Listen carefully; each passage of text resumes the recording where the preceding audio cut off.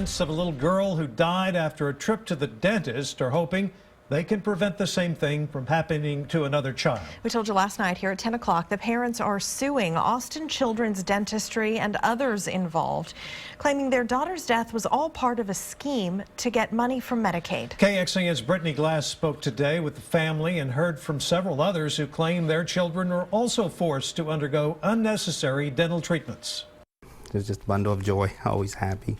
The parents of 14-month-old Daisy Lynn Torres say there hasn't been a day that's gone by they haven't thought about their baby girl and the circumstances that led to her death. He was committing fraud. He was doing unnecessary work, to her teeth that didn't need to be done. They thought they were taking care of their daughter. He was taking advantage of a little girl. He was taking advantage of parents that didn't know any better. We're not doctors. The family's attorney says there could be other children who've undergone unnecessary dental work at Austin Children's Dentistry, just like Daisy Lynn. And we've had other people over the last year reach out to us and to others to confirm that it's happened to them too. KXAN viewers also contacted us with similar stories. One mother says her children were also treated by the same dentist, and she believes he was charging Medicaid for unnecessary treatments for them too. In this case, the viewer says she took her children to a new location where their new dentist said those additional treatments weren't needed. Parents also told us on our Facebook page they've had similar experiences with other dentists. We definitely want to get the word out there. Yeah, you need to speak up for her. It's awareness Daisy Lynn's parents say could save a life.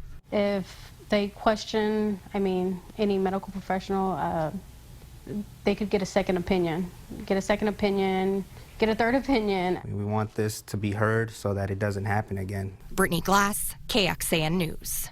A spokesperson for Austin Children's Dentistry says they cannot comment on pending litigation.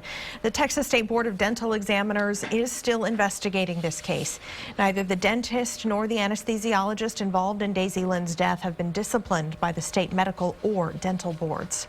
Medicaid dental fraud is a huge problem in Texas. A report from the Houston Chronicle shows it began when the state agreed to increase outreach to Medicaid patients and double rates for Medicaid dental providers to resolve a 14-year-old lawsuit. Access to dental services improved, but spending on orthodontic services soared.